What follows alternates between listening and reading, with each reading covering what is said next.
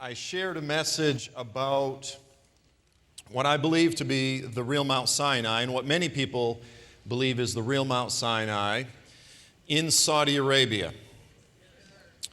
And this is not to be confused with the traditional location of Mount Sinai, which is typically placed in the southern Sinai Peninsula.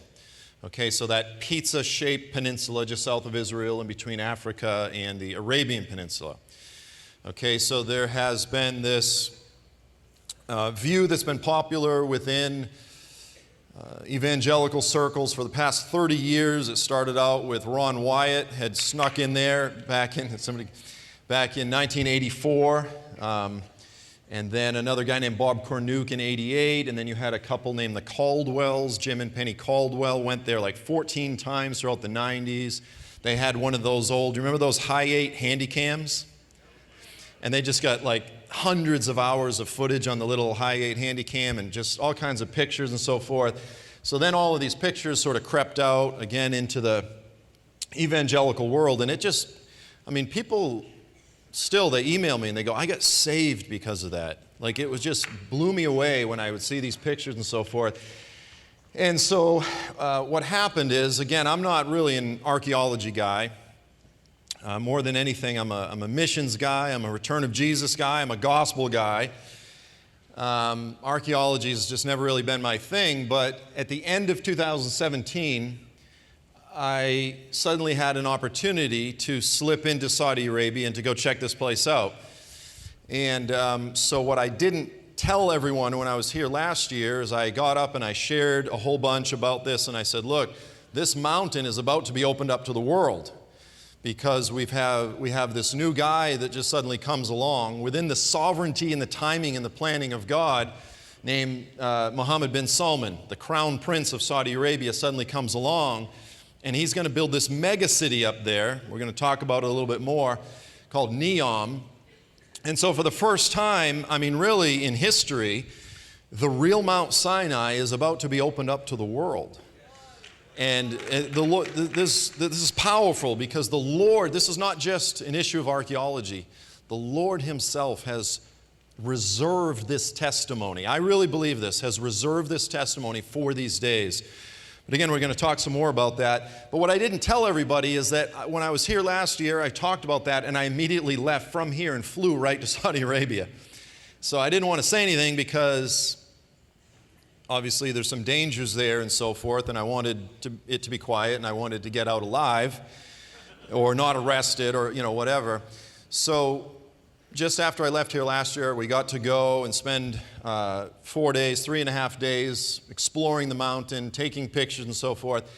And I have just been on an absolute, it's been one of the strangest, most surprising, powerful seasons of revelation and study and so forth this past year, and spiritual warfare. It's really been very heavy. And actually, let me say this too before I continue. So I'm going to do something unusual, and I apologize to any of the other speakers. I just decided to do this earlier, and I apologize to everyone here because it's actually not the best way to go. So I wrote a book about this, by the way, which is out there on the book table called Mount Sinai in Arabia. I've also got some DVDs that go with that. I've got a few other products out there. Some of you, a handful, but a couple or a few have already, I don't know if they opened my book table yet or not, have bought a few things. I'm just going to give everything away. But hold on. We're Americans. So look, if this is just going to get thrown in a stack of books in your basement and fill your basement, which is already filled with stuff, don't take it just for the sake of taking it. If you want something, take it. If you want to leave a donation, that's fine. I'm not going to turn that down. But ultimately, if in a month from now you go, hey, I want to just make a donation, you can do that. You don't have to. Anything on the table, I'm going to go out there afterwards and sign stuff. I'm just going to give it away. Part of it too is I'm trying to be thoughtful of whoever has volunteered to help on the table, which I don't know if it'll be more chaotic or not. But that way tomorrow during Shabbat, if there's anything, I don't know if there'll even be anything left, but that way no one will even have to help out. I want to honor everyone's convictions on that. Okay, so anything out there, take it. If you want to make a donation, cool. You don't have to. If you want to, I'm not going to turn it down. All right.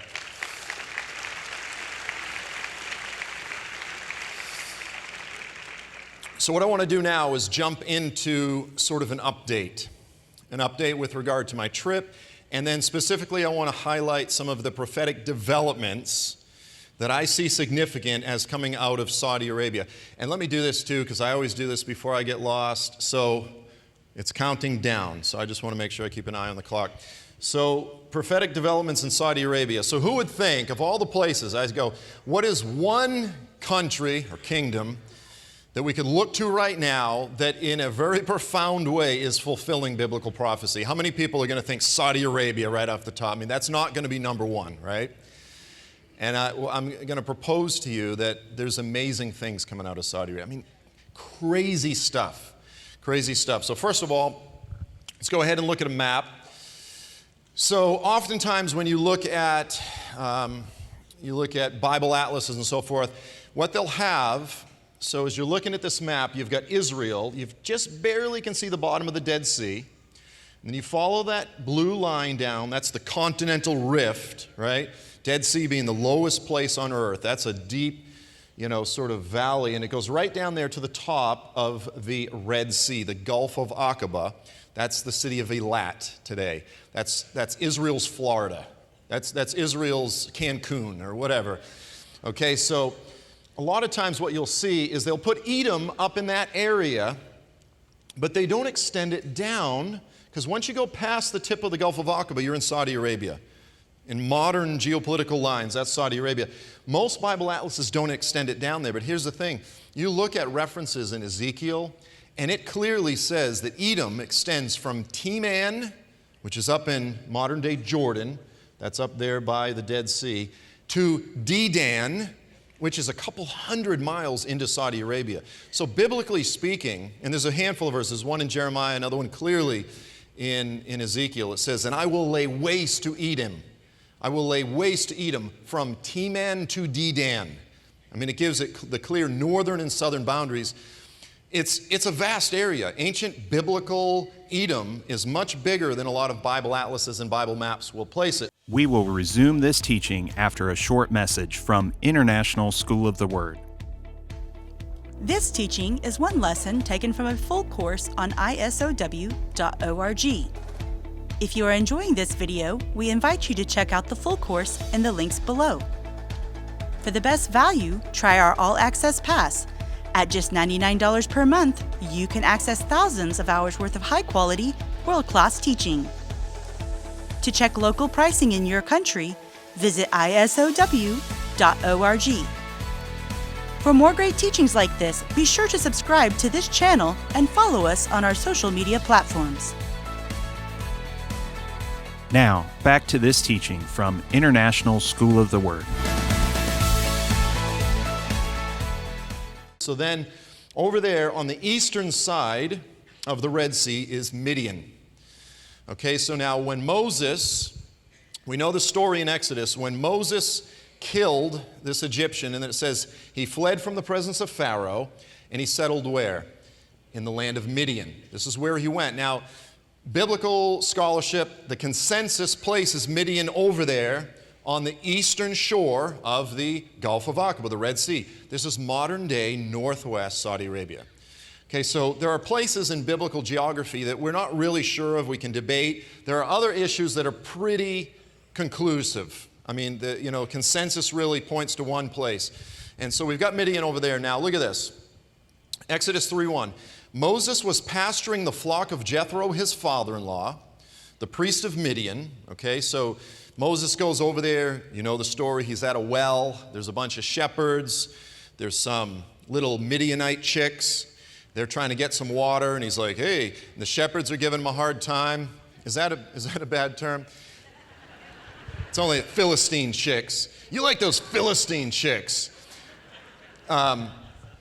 So anyway, he drives off the shepherds, he goes back, and Jethro's Zipporah's father, he goes, what? Where is the guy? Bring him to dinner. Next thing you know, Moses is married to Jethro's daughter Zipporah, and now he's shepherding Jethro's flocks. Okay, he's shepherding the sheep and the goats. And it says he was pasturing the flock of Jethro, his father-in-law, the priest of Midian, and he led the flock to the far side of the wilderness. Now, the word there in some translations is the western side, but you have to understand that it's actually an expression. So in biblical thought, this is interesting. Let me do this. If you were to look at a map of Israel today, if that map continued up to Israel, we put north at the top of every map. In the biblical mindset, east is at the top. If you look at any ancient biblical map, east is at the top. So the idea is east, which is where the sun comes up, is in front of you. West is behind you. And then to the north, we call it north, we think, up. But to them, it was really like to the left is the north, Saphon. And then essentially to your right is the Negev, the south. So they actually kind of flip everything. But in any case, so when you see west, it basically means like behind you or on the far side or on the other side. It's kind of an expression. It doesn't have to literally mean to the west. So most translations actually say that he came to the far side or the other side or the back side of the desert, of the wilderness. And he came to Horeb, the mountain of God. So the idea is that Mount Sinai, sometimes called Horeb, is just outside of the region or the area of Midian. It's on the far side of the desert, and it's within range of where you would naturally go to shepherd your flocks. Okay, so here's the thing, is what I've done is put a black diamond. This is the traditional site. That's where, if you were to go today, the traditional site in the Egyptian Sinai Peninsula. We know where Moses started. If he led the sheep to the traditional site, that's about a 500-mile round trip. Now, I understand if things are tough, you have to find where the food is, so to speak, if you're a shepherd. But 500 miles seems a little far to me just to go feed your sheep. I might be wrong. I don't think that sounds incredibly reasonable. On the other hand, this other diamond is where I believe the real Mount Sinai is, and that's about 20 miles from what would have been Midian. We're going to look a little bit more at where that is. So it's about a 40-mile round trip. That's reasonable. That makes sense. That's about the distance that you would expect someone to go if they were trying to feed some hungry sheep, and apparently at the mountain is where there was foliage and so forth. So zooming in a bit on this area, the blue dot is a town today called Al-Bad or Al-Bid. Okay, and the other name for it is Muga al-Shu'aib. What that means is the caves of Jethro. That's what the locals call it today. The name of the town, the ancient name from Islamic Arab geographers, is the caves of Jethro. The name of the town is basically Jethro's house. Okay, and so just outside of that, you can see just, again, 15, 20 miles. It's a huge mountain, so are we talking from the peak of the mountain to the edge of the mountain? About 15 to 20 miles. Now here's what's interesting about this, is that when you're in this area, Al-Bad, there's only two oases. Is that how you say it? Is it oases or oasi? Oases. I can never figure it out. I should look it up before I teach next time. Oases. Oasis with a comma apostrophe. There's two of them. Anyway, so here's another. Let's see. I think I got, nope. It's an oasis. The point is the whole place is a desert. And all of a sudden you have this place with palm trees and springs, and it was right on the major ancient caravan route. What does this mean? It means that this is the only natural place where people would have settled in the area. You wouldn't just settle out in the desert where there's no water. You would have settled where there's water, and you would have most likely settled along the major caravan route. So all of the spices and the gold and all of the things that Arabia was famous for, they would have come right up here. They would have gone by modern-day Eilat, in ancient times called Eloth, on their way either to Syria or on their way to Egypt. Okay? So it's important to, because we can just look at a map and go, well, they could have settled anywhere throughout here. But there's topography. Once you get on the ground, you go, oh, this is obviously the only place where they would have settled.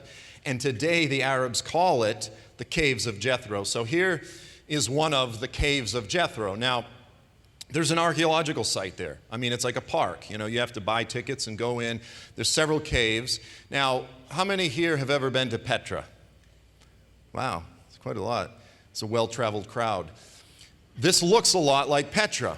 And the reason is because it is exactly that. It is Nabatean Arab architecture. The facade is of Nabatean Arab architecture. So the Nabateans existed, let's say roughly 100 years or so before Jesus, roughly 100 or so years after, kind of right within that window. And the Nabateans, by the way, they say were the children, the descendants of Nebaioth, which was the first son of Ishmael. Okay, so Arab kingdom. But here's what's interesting, is this whole area down here in Saudi Arabia is very, very similar to the area in southern Jordan, like i.e. today, Petra. Thank you so much for supporting our ministry. If this has blessed you, please say a prayer for us. And if you would like to give, we have 3 ways that you can do that. You can give online at isow.org/donate, or text the word GIVE and the amount to 423-225-9022. That's 423-225-9022. You can also give through the mail at ISOW, 340 Paul Huff Parkway, Northwest, Cleveland, Tennessee, 37312. Thank you. God bless you, and may the Lord multiply your seed. Now back to this teaching from the International School of the Word. So here's just a picture again. Petra, I was just there like 2 weeks ago. And you can see all the red rock and so forth. And they actually, it's just mind-boggling that they carve these things into pure rock. You know, they actually carve buildings. I mean, it's gorgeous. There's another one, that one's called the monastery. This one's called the treasury.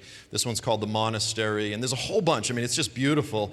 And then here's the other Petra, the southern Petra that no one knows about. This is at modern-day Dedan. Okay, but Dedan today is called Al-Ula in Saudi Arabia. It's about another 150 miles or so south of Al-Bad. And guess what? The Saudis are about to open this up to tourism. I mean, like this year, it's about to open up to the world. So this is the other Petra. Check this picture out. Is that cool? This was the southern city of Edom, whereas Petra was the northern capital. This was the southern capital of the Nabatean Arab kingdom, whereas Petra was the northern capital. The caves of Jethro is pretty much right in the middle. So this was all part of the same sort of general area back in ancient biblical times. I just kind of threw those pictures in there because it's interesting. When I stepped out of one of the caves, right at the center of town in Al-Bad, the caves of Jethro, here's the site that you can see. Here's the landscape. That black mountain way back there, that's Mount Sinai. But here's what struck me. Is when I stepped out and I looked at it and it hit me and almost just, took my breath away. I went, this is the view that Moses probably had for 40 years. When he stepped out of his father-in-law's house, he would look, and there it was. He had no idea that he was going to encounter God coming down in fire on the mountain. So many years later, that history would be changed on that mountain. But every day he would step out of his house. If indeed this was his house, in all likelihood, it was probably right there. And by the way, there's a spring, there's a well right there in the center of town, right by the caves called, they still to this day call it, the Well of Moses. And it's an archaeological site. And it goes back hundreds of years in Arab geographers refer to it. Okay, so check this out. Why does any of this matter? Okay, the Septuagint, which is the Greek translation of the Hebrew Old Testament, which they started making this translation 200 years before Jesus. Actually, 250 years before Jesus. So we're talking the 3rd century BC. When they translate, when they get to the sections about Midian, there are some variations within the text which give us very important hints as to how the 1st century Jews and then later the Christians, perceived and believed concerning the location of Mount Sinai and concerning the location of Midian.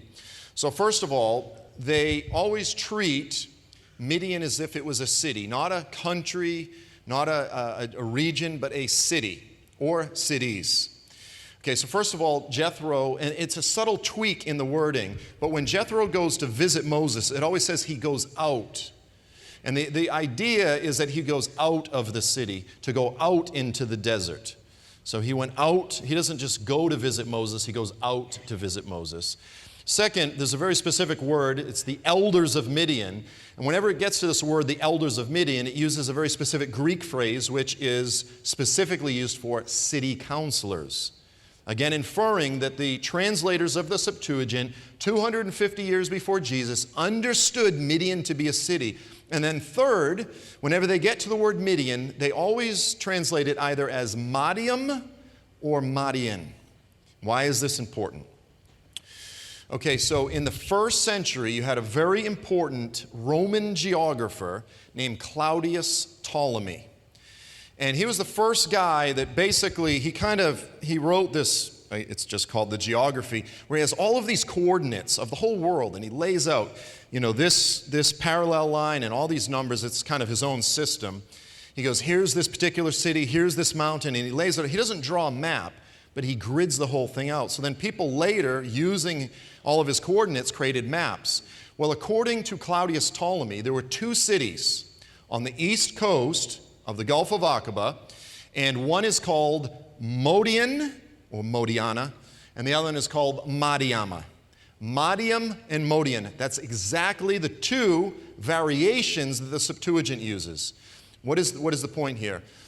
The point is that throughout this period, just before, a few hundred years before Jesus and even after, they understood that Midian was two different cities.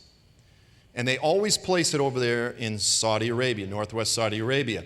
So in my opinion, and again having been there, the two cities are the city of Magna and Al-Bad.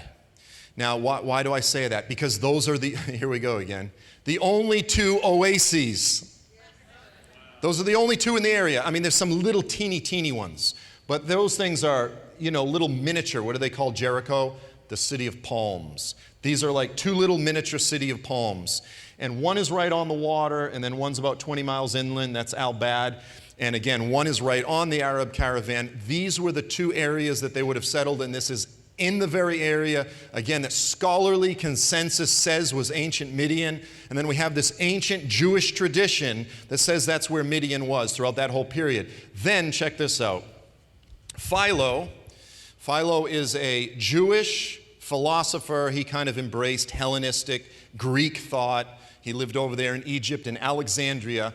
But he specifically says that Mount Sinai is the tallest, the loftiest, and the most sacred mountain in the district, specifically of Midian. Okay, so according to Philo in the first century, this Jewish tradition said that Mount Sinai was the tallest mountain just outside of the district of Midian. Today, the tallest mountain in that area, it's known as Jebel al-Luz. This is the mountain that we're talking about.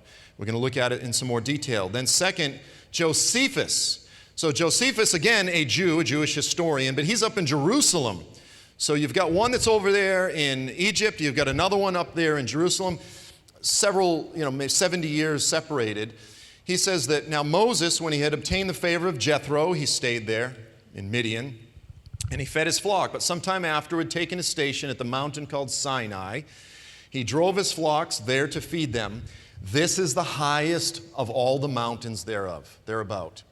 Okay, so the point is this. In the first century, the Jewish belief was that Mount Sinai was Jebel al-Luz.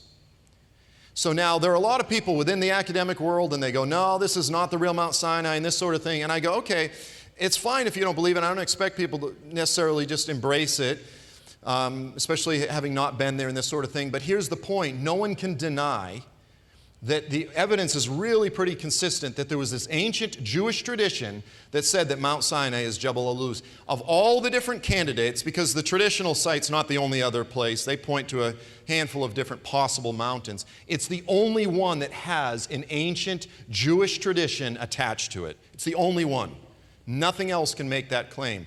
So then you go, okay, well, during the first century, this is the belief as to where Mount Sinai was. Now let's look at the evidence. Now let's look. Okay, is this making sense? All right, so I get to Mount Sinai. I'm going to go ahead and play that first video. Are you back there somewhere, Jonathan? The one that I've got right there. So let me preface this before he plays it. If you read a lot of the stuff by the scholars, they mock this. They're like, oh, this is ridiculous, you know. Because look, I mean, you know, I hate to be, I don't mean to be condescending in any way, but when you spend a couple $100,000 on your PhD, and then some guy named Bob Cornuke or what's his name?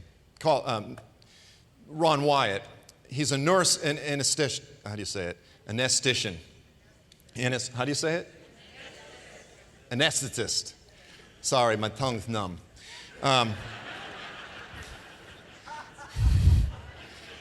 Anesthetist. When you get some yahoo from the United States who sneaks across the border and they go, this is the real deal, and you're like, I'm the PhD here. That's frustrating. I understand that. But they mock it. I mean, like, you read the articles and they just betray an incredible amount of insecurity. Can you go ahead and play this video? This is basically, I filmed this, and some of you may have seen a video that Ryan Morrow, my friend, made. It's on YouTube. It's free. You can watch it. And I had him put this in. This is a gas station right at the base of the mountain. Yep. And then turn up the volume if you can get it. Yep. هذا موسى هذا قرنير هذا المهرج. So you call this one Jabal Musa? جبل موسى. Okay. جبل المهرج. Okay, now I'll give you my interpretation. So that mountain right there, is that, you say, Jabal Aluz?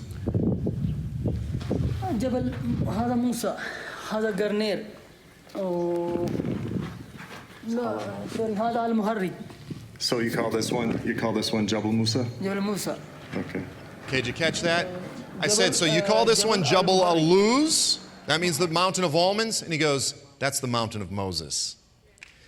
And I go, okay, so you call this one the mountain of Moses. Mountain of Moses. And then I said, but I thought it's called Jebel Aluz. And he goes, no. The whole range is called the mountain of almonds. That one's called the mountain of Moses. So here's my point, guys. This kid's name is Muhammad. Surprise.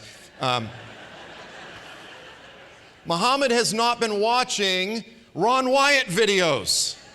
He hasn't been on YouTube listening to stupid Joel Richardson. Crazy Americans with all these wacky ideas. They all call it the mountain of Moses. When you get there, they're like, oh yeah, this is the mountain of Moses. This is the split rock of Moses. This is the well of Moses. All of the locals thoroughly believe that this is the real Mount Sinai. Why? Because of this ancient Jewish tradition, which was then picked up by the Christians, which was then picked up by the Muslims, and it's unbroken to this day. We all got sidetracked because in the 6th century, Emperor Justinian comes along and builds St. Catherine's Monastery, the full name of which is Of the God Trodden Mount Sinai. And now you get the full weight of the Roman Empire behind this traditional site, but there's really no archaeological or historical evidence, and nothing before the 4th century.